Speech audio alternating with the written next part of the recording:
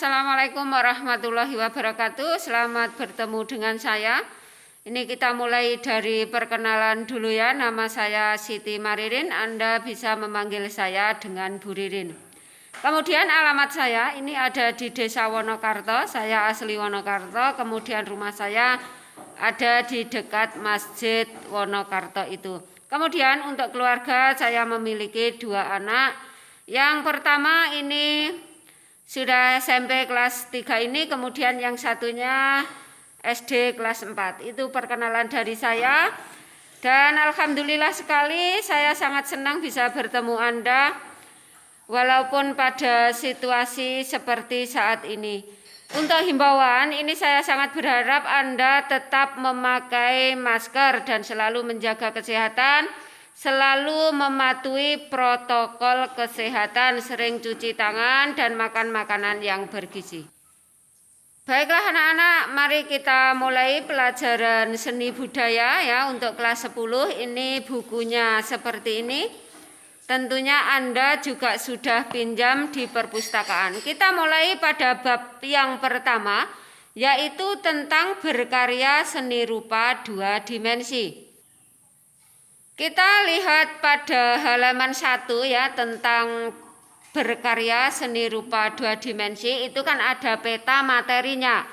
Di situ ada pengertian dan objek ya, objek dari karya seni rupa 2 dimensi. Ini kita awali dari pengertian dulu. Pengertian dari karya seni rupa 2 dimensi itu adalah karya seni rupa yang hanya memiliki 2 ukuran saja ya, yaitu panjang dan lebar. Kita ambil contoh untuk suatu karya seni rupa 2 dimensi yang hanya memiliki ukuran 2 tadi, panjang dan lebar. Itu contohnya adalah lukisan, itu kalau seni rupa murni. Kalau kita lihat pada karya seni rupa yang terapan, itu kita lihat pada karya batik ya, itu misalnya selendang, taplak meja, bahan baju, itu juga termasuk karya seni rupa 2 dimensi. Juga misalnya kalau kita melihat ada brosur, itu juga termasuk karya seni rupa 2 dimensi. Setelah pengertian dan objek karya seni rupa 2 dimensi, pada peta materi itu ada unsur dan objek karya seni rupa 2 dimensi. Untuk unsur-unsur karya seni rupa 2 dimensi ini antara lain ada garis. Garis ini adalah unsur yang paling penting atau yang paling mendasar dari sebuah karya seni rupa 2 dimensi. Garis memiliki unsur memanjang dan mempunyai arah serta sifat-sifat khusus seperti panjang, kemudian tebal, tipis, lengkung, bergelombang, zigzag, dan lain sebagainya. Untuk unsur seni rupa yang berikutnya, ini adalah raut. Raut ini adalah yang merupakan tanpa potongan atau wujud dari suatu objek. Dan istilah bidang ini umumnya digunakan untuk menunjuk wujud benda yang cenderung pipih atau datar. Sedangkan bangun atau bentuk ini lebih menunjukkan kepada wujud benda yang memiliki volume atau massa. Untuk unsur seni rupa yang berikutnya ini ada ruang. Unsur ruang dalam sebuah karya seni rupa 2 dimensi ini menunjukkan kesan dimensi dari objek yang terdapat pada karya seni rupa tersebut. Dan pada karya 2 dimensi, kesan ruang dapat dihadirkan dalam karya dengan pengolahan unsur-unsur berupa kerupaan lainnya seperti perbedaan intensitas warna. Kemudian ada juga terang, ada juga gelap, atau menggunakan teknik menggambar perspektif untuk menciptakan ruang semu atau ruang khayal. Baiklah, kita lanjutkan juga dari unsur-unsur dari objek seni rupa, antara lain juga ada tekstur. Tekstur atau barik adalah unsur rupa yang menunjukkan kualitas dari suatu permukaan atau penggambaran struktur permukaan dari suatu objek pada karya seni rupa. Berdasarkan wujudnya, tekstur dapat dibedakan atas tekstur asli dan tekstur buatan. Tekstur asli ini adalah perbedaan ketinggian permukaan objek yang nyata dan dapat diraba, sedangkan tekstur buatan ini adalah kesan permukaan objek yang timbul pada suatu bidang karena pengolahan unsur garis, warna, ruang, gelap terang, dan sebagainya. Baiklah anak-anak, kita lanjutkan unsur seni rupa yang berikutnya. Ini adalah warna. Warna adalah unsur rupa yang paling menarik perhatian. Misalnya, Anda ya saat ini memakai baju merah misalnya, yang lainnya pakai hitam. Berarti warna ya yang paling menarik perhatian itu adalah warna merah ya. Tapi kesukaan kita ini berbeda-beda antara individu yang satu dengan individu yang lain. Sekali lagi, warna itu adalah unsur rupa yang paling menarik perhatian. Ini ada beberapa teori warna, ada Brewster. Ini semua warna yang ada berasal dari 3 warna pokok primer. Pokok itu sama artinya dengan primer ya. Warna primer itu adalah warna merah, kuning, dan biru. Dalam berkarya seni rupa terdapat beberapa teknik penggunaan warna secara harmonis, heraldis, murni, monokromatik, dan polikromatik.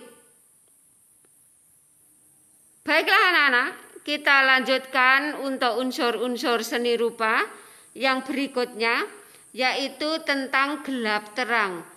Unsur gelap terang ini pada karya seni rupa timbul karena adanya perbedaan dari intensitas suatu cahaya ya yang jatuh pada permukaan benda.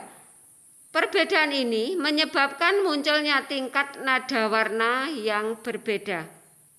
Pada peta materi tadi ya, ini yang pertama tadi ada pengertian objek dalam berkarya seni rupa. Kemudian ada unsur dan objek dalam berkarya seni rupa. Kemudian kita lanjutkan yang berikutnya adalah tentang medium, tentang alat, bahan, dan teknik dalam berkarya seni rupa 2 dimensi. Medium dan bahan karya seni rupa ini adalah material yang habis pakai yang digunakan untuk mewujudkan karya seni rupa tersebut.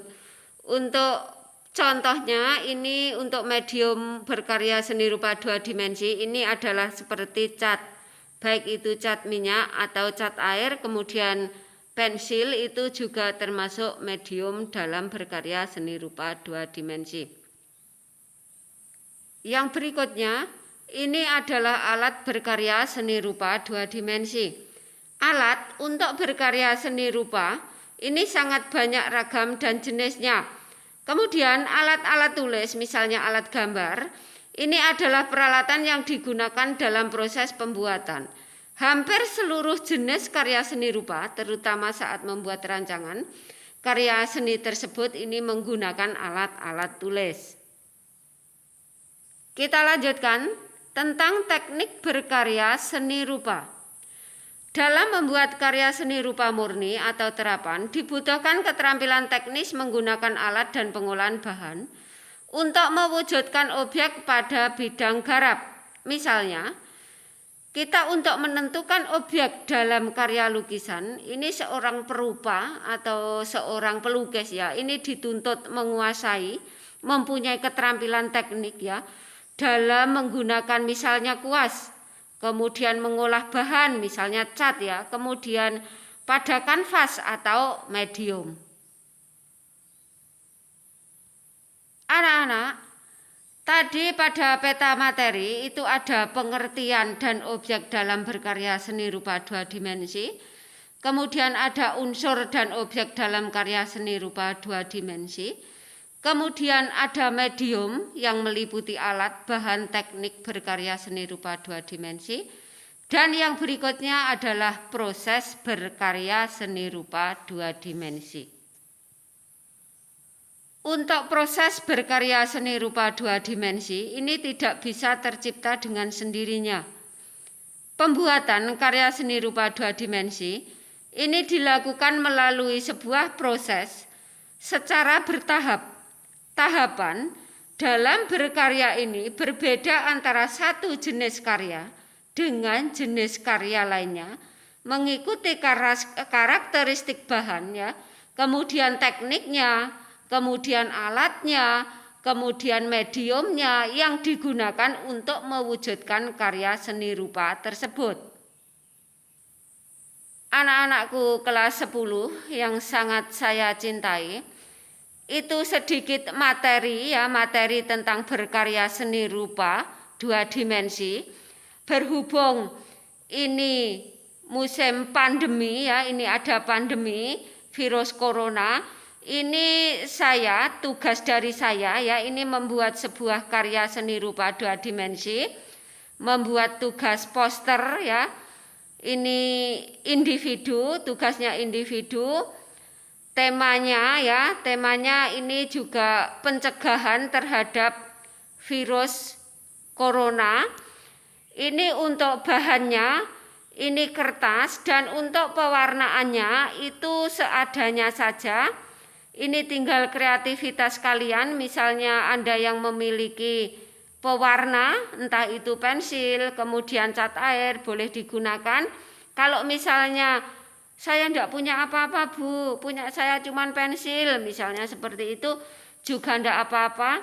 Itu saja Anda gunakan, yang penting tugas itu nanti Anda kerjakan sebaik-baiknya, dikerjakan semaksimalnya. Kemudian tugas itu nanti kalau selesai ya, kalau sudah selesai silahkan difoto, kemudian dikirim ke nomor WA saya. Anak-anakku semua yang saya cintai, saya ingatkan sekali lagi supaya kalian selalu jaga jarak, pakai masker jangan lupa, sering cuci tangan, selalu jaga kesehatan. Anak-anakku semua yang saya cintai, demikianlah yang saya sampaikan pada saat ini. Mohon maaf atas segala kekurangan. Saya akhiri. Wassalamualaikum warahmatullahi wabarakatuh.